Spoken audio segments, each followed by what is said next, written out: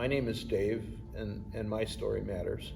My story is like most other people's story. We're taught to, get a good education and get a good job, find your perfect, soulmate, partner, perhaps get married, buy a house, be successful, retire and travel, right? That's the dream, until it isn't. After 20 years of very successful career with one company, that came to an end. For a variety of reasons, but life goes on. You find another job and you move along. But I was 20 years in that situation, but after 21 years, I got a divorce from my first marriage, and the economy took a hit right around that time, shortly after. And so it became difficult to remain gainfully employed, and I found myself taking jobs that were that didn't pay anywhere near as much. I was probably making 25% of what I had been with 100% of the responsibilities.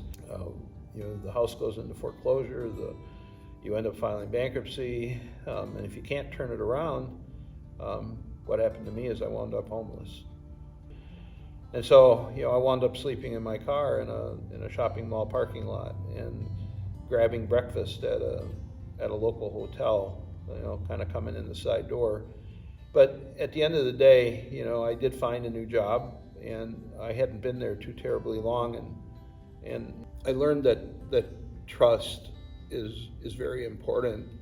God put people into my life at a times before I knew I was going to need them. The manager of the retail store where I was working came up to me one day at lunch and saw me apparently trying to find a room to rent, and put his arm on my shoulder and asked me, where are you sleeping tonight? And this was a moment of truth for me. I had to reveal I had to reveal my situation to people who I didn't know too terribly well. But you know what? I said, if tonight is like last night, I'll be sleeping in my car. And he said, no, you're not. You're going to come home with me. And so here I was, knowing this person, Tom, for less than a couple of weeks. And he saw something in me where he decided to take a risk and take me into his home, his wife and 2 kids and him. And in that, I wound up staying with that family for 6 months. If I were to encounter him today and he were to hear this story, I would just tell him that he was the right place at the right time for this person, and that he changed my life.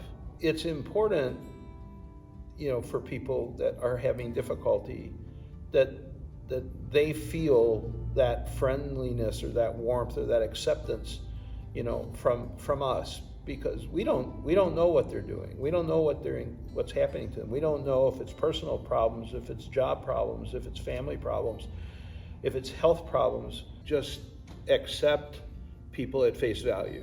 Don't assume they have an agenda. Don't assume that life has been, all roses, for them, that they've got stuff going on. Everybody sitting here has stuff going on. We just only know the amount of it that people are willing to share. What we have is a opportunity, when we see these things, to love people where they're at.